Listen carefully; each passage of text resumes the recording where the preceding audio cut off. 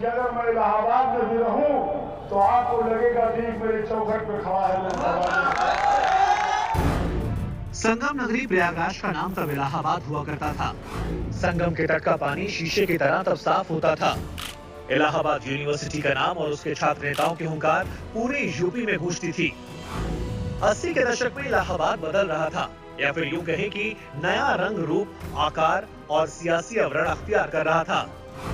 नए कॉलेजेस बन रहे थे, नए नए उद्योग स्थापित हो रहे थे, बड़े बड़े सरकारी ठेके बढ़ रहे थे। इलाहाबाद के छात्र नेता और शहर के दबंग लोगों में दौलतमंद बनने की चाहत बुलंद हो रही थी।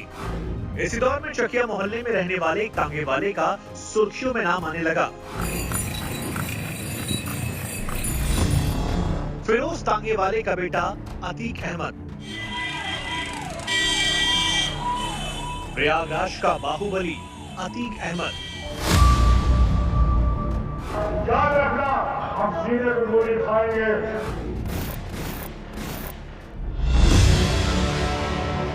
79 में फिरोज तांगेवाले का बेटा और चकिया मोहल्ले का वो लड़का अतीक हाई स्कूल में फेल हो गया। पिता इलाहाबाद रेलवे स्टेशन पर तांगा चलाते थे, लेकिन बेटे के सिर पर जल्दी अमीर बनने का जुनून सवार था। 17 साल की उम्र में उस पर हत्या का आरोप लगा। इसके बाद उसके गुनाहों का धंधा रंग दिखाने लगा। वो चकिया और आसपास के इलाकों में रंगदारी वसूलने लगा। लेकिन उस दौर में एक ऐसा शख्स भी था जिसे अतीक अहमद की दबंगई अखरने लगी। पुराने इलाहाबाद में उस वक्त चांद बाबा के नाम का खौफ हुआ करता था। लोग ये बताते हैं कि पुलिस भी उस दबंग के इलाके में जाने से डरती थी। अगर कोई पुलिस वाला गलती से चला भी गया तो चांद बाबा के गुंडे उसे वहां से पीट कर भेजते थे। चांद बाबा के छोटे से गैंग के सामने चकिया के 20 साल का लड़का अतीक खुद को उससे बड़ा गुंडा साबित करने के लिए पूरी ताकत लगाने लगा। उम्र और बदमाशी की दुनिया में अतीक चांद बाबा से काफी छोटा था, लेकिन पुलिस और उस दौर के कुछ नेता उसे शह दे रहे थे। वो चांद बाबा के खौफ को खत्म करने के लिए लोहे को लोहे से काटने की कोशिश कर रहे थे। स्थानीय पुलिस, नेता और बदमाशों किसी कॉकटेल के दम पर अतीक अहमद गुनाहों का हमसाया बनता चला गया।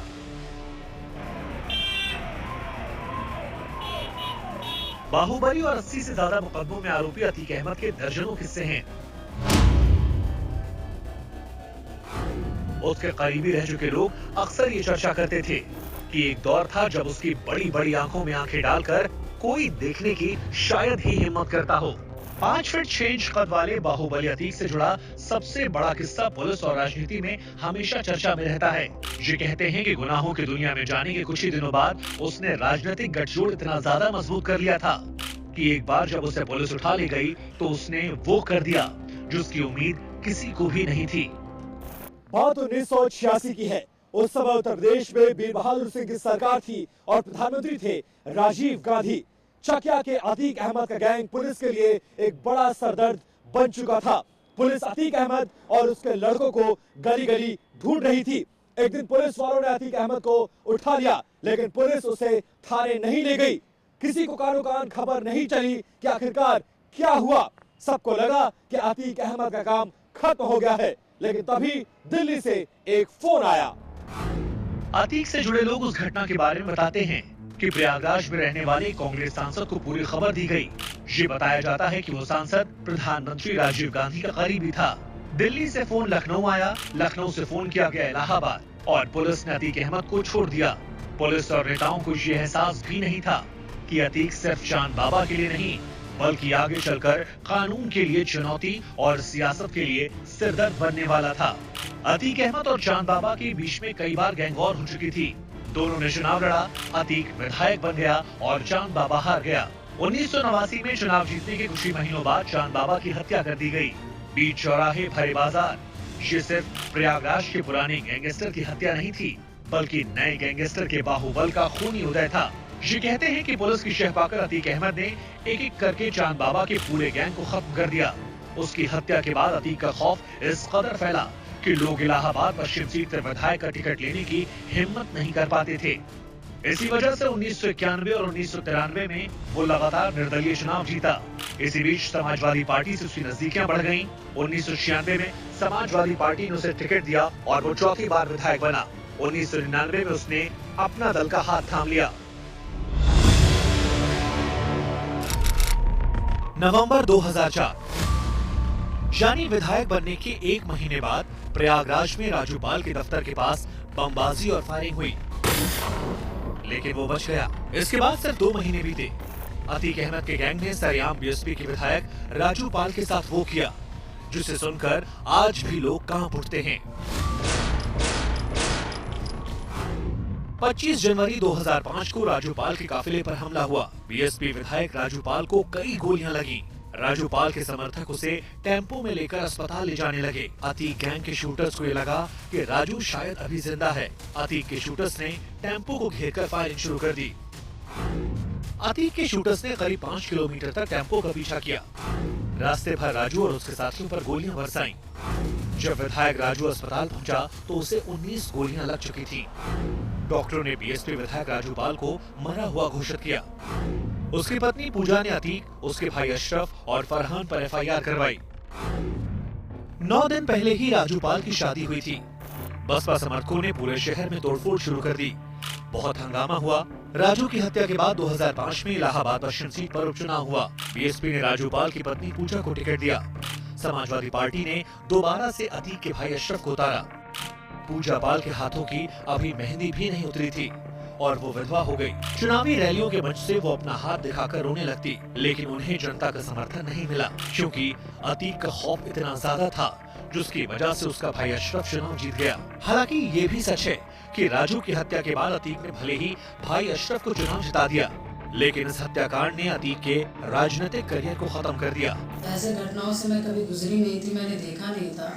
और महज हत्या के पहले 9 दिन पहले मेरी शादी हुई थी और आप खुद उससे अनुमान लगा सकते हैं कि जो इंसान शहर पश्चिमी का विधायक हो और लाखों लोगों की प्रतिनिधित्व कर रहा हो और उसकी हत्या दिन दहाड़े गोलियां कई घंटों चला करके उसकी हत्या दिन दहाड़े कर दी गई हो और उसके बाद भी पब्लिक के कहने पर भी, उसकी माँ के कहने पर, उसकी पत्नी के कहने पर भी आखिरी टाइम पर भी उसका चेहरा देखने को नहीं मिला, तो आप इसी मंजर से आप पता लगा सकते हो कि अतीक अहमद कैसा टेलर था और कैसा टेलर बांधना चाहता था कि एक विधायक की हत्या कर दी और हत्या के बाद उसकी लाश को नहीं सौंपी जा रही, मात्र इसलिए कि एक विधायक की लाश नहीं सौंपेंगे तो इसके बाद कोई भी दूसरा राजूपाल या पूजा पाल नहीं आगे आ पाएगी और हमारा विरोध नहीं कर पाएगी। क्योंकि 2007 के विधानसभा चुनाव में बीएसपी ने एक बार फिर पूजा पाल को उम्मीदवार बनाया और सामने एक बार फिर था समाजवादी पार्टी का प्रत्याशी अतीक अहमद का भाई अशरफ। इस बार पूजा अशरफ पर भारी पड़ी। उन्होंने अशरफ को करीब 10,000 वोटों से हराया। 2007 में मायावती सरकार आई तो अतीक अहमद और उसके भाई के बुरे दिन आ गए। समाजवादी पार्टी ने अतीक अहमद को पार्टी से बाहर कर दिया, लेकिन मायावती सरकार ने अतीक को सबक सिखाना शुरू कर दिया। उसे मोस्ट वांटेड घोषित करते हुए उसके पूरे गैंग का पूरा चार्ट तैयार किया गया। पुलिस रिकॉर्ड में गैंग का नाम दर्ज होते ही 120 लोगों की लिस्ट बनाई गई। अतीक पर 20,000 रुपए का इनाम घोषित किया गया। उसकी करोड़ों की संपत्ति को सीज कर दिया गया। उसकी बिल्डिंगों को घिरा दिया गया। एक सांसद जो इनामी बदमाश था उसे फरार घोषित करके पूरे देश में अलर्ट जारी कर दिया गया। एक दिन दिल्ली पुलिस ने कहा कि हमने अतीक को गिरफ्तार कर लिया है। दिल्ली के पीतमपुरा में एक अपार्टमेंट में दिल्ली पुलिस ने उसे गिरफ्तार किया और फिर यूपी पुलिस को सौंप दिया। उसके बाद अतीक का ठिकाना कभी इस जेल तो फिर कभी उस जेल। बाहुबली अतीक अहमद के खिलाफ 83 से ज्यादा मुकदमे दर्ज किए गए। अतीक और उसके भाई अशरफ पर 150 से ज्यादा केस हैं। अतीक अहमद के गैंग में 120 से ज्यादा शूटर हैं। इलाहाबाद के कसारी, मसारी, बेलीगांव, चकिया और मारियाडी, धूमनगंज में अतीक के लोग गैंगवार से शहर को दहलाते रहे हैं। 1986 से 2007 तक 12 से ज्यादा गैंगस्टर एक्ट के तहत केस दर्ज हैं। अतीक अहमद और उसके गैंग के खिलाफ कुल 96 मामले लंबित हैं। अतीक के भाई अशरफ के घर 5 बार कुर्की हो चुकी है। पुलिस घर के खिड़की दरवाजे तक उखाड़ कर ले जा चुकी है। अतीक भले ही नेता बन गया था, लेकिन माफिया वाली छवि से वो कभी बाहर नहीं आया। अतीक ने अपराधों और खौफ के दम पर सियासी बाहुबल को हासिल कर लिया, लेकिन राजनीति में आने के बाद उसका आपराधिक साम्राज्य और बढ़ता चला गया। यही वजह है कि उसके ऊपर ज्यादातर मुकदमे विधायक और सांसद रहते हुए दर्ज हुए। लोग कहते हैं कि अपने विरोधियों से बदला लेने के लिए वो कुख्यात है। 1989 में चांद बाबा की हत्या, 2002 में नस्न की हत्या, 2004 में मुरली मनोहर जोशी के करीबी नेता अशरफ की हत्या, 2005 में राजूपाल की हत्या। अतीक और उसकी गैंग ने 2017 से पहले तक हमेशा कानून व्यवस्था को चुनौती दी, लेकिन गुनाहों का ये सिलसिला पुलिस की नजरों में खटकने लगा। इसी दौर में अतीक एक बड़ी गलती कर बैठा। कड़ी सुरक्षा में रखने के लिए प्रयागराज की नैनी जेल में शिफ्ट किया गया। देवरिया जेल कांड का मामला सुप्रीम कोर्ट तक पहुंचा। अदालत ने सीबीआई को केस दर्ज कर जांच करने के आदेश दे दिए। अतीक अहमद और उसके बेटे के अलावा करीब 15 लोगों के खिलाफ मामला दर्ज हुआ। 23 अप्रैल 2019 को सुप्रीम कोर्ट ने यूपी सरकार को यह आदेश दिया कि अतीक अहमद को यूपी से बाहर शिफ्ट किया जाए। 3 जून 2019 को उसे अहमदाबाद की साबरमती जेल में शिफ्ट कर दिया गया। अतीक अहमद को हम लोगों ने माननीय सुप्रीम कोर्ट के आदेश से वहां अहमदाबाद ट्रांसफर किया है। उसके लिए हमने एक टीम गठित की है जो क्षण उसका मॉनिटर कर रही है। प्रयागराज से बनारस जाना, बनारस से वायुयान से अहमदाबाद जाना, वहां के अधिकारियों से कोऑर्डिनेट करना, everything has been done by ADG rank officer और हम लोग उसकी पूरी कर रहे हैं। Everything is being monitored. UP की योगी आदित्यनाथ सरकार ने अतीक अहमद के खौफ को बुलडोजर से धराशायी करने के लिए चौतरफा अभियान चलाया। अतीक और उसके परिवार समेत गैंग के लोगों की अवैध संपत्तियों पर बुलडोजर चला। उसके करीब 70 करोड़ रुपए की संपत्ति कुर्क कर ली गई। प्रयागराज में अतीक के दौर के लोग बताते हैं कि उस वक्त शहर में जिस सांसद ने अतीक को शरण दी थी, उन्हें महंगी गाड़ियों का शौक था। इस शौक को अतीक अहमद ने बहुत करीब से देखा और फिर उसे भी विदेशी गाड़ियों का चस्का लग गया। कुछ ही दिन में उसने भी विदेशी गाड़ी खरीद ली। अब उसका नाम उस सांसद के नाम से बड़ा होने लगा। गाड़ियों के बाद नंबर आया हथियारों का। चकिया के रहने वाले लोग बताते हैं कि अतीक को 2 चीजों का जुनून था, हथियार और विदेशी गाड़ियां। दर्जनों विदेशी लग्जरी गाड़ियां उसने अपने काफिले में शामिल की। समाजवादी पार्टी जिसके दरवाजे बाहुबली अतीक के लिए खुले रहते थे, 2016 में उसे वहां से बहुत बड़ा सदमा लगा। 2016 में मुलायम सिंह यादव के परिवार में राजनीतिक विरासत की खींचतान चल रही थी। मुलायम, अखिलेश और शिवपाल में सियासी वर्चस्व की घरेलू जंग के बीच समाजवादी पार्टी ने उम्मीदवारों की लिस्ट जारी की। मुलायम सिंह ये चाहते थे कि अतीक अहमद को टिकट मिले। उनकी मर्जी पर अतीक को कानपुर कैंट से विधायक का उम्मीदवार बनाया भी गया। लेकिन इसी बीच 14 दिसंबर 2016 का एक वीडियो वायरल हुआ।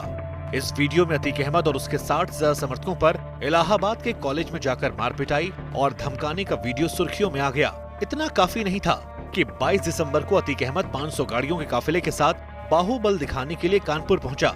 हमर पर सवार अतीक के काफिले की वजह से कानपुर की सड़कें जाम हो गईं। अखिलेश यादव से सवाल पूछे गए तो उन्होंने साफ कर दिया कि पार्टी में अतीक जैसे लोगों के लिए कोई जगह नहीं है। हालांकि 2017 के चुनाव से ठीक पहले उसने अखिलेश यादव को चुनौती दिए हुए कहा था कि कई बार निर्दलीय जीता हूं, टिकट कटता है तो कट जाए, अपना टिकट खुद बना लूंगा। फरवरी 2017 में उसे कोर्ट के आदेश पर गिरफ्तार कर लिया गया। हाईकोर्ट ने सारे मामलों में उसकी जमानत को रद्द कर दिया। जेल भी जाना पड़ा। मुरादाबाद से निर्दलीय पर्चा भरने वाला अतीक चुनाव भी हार गया।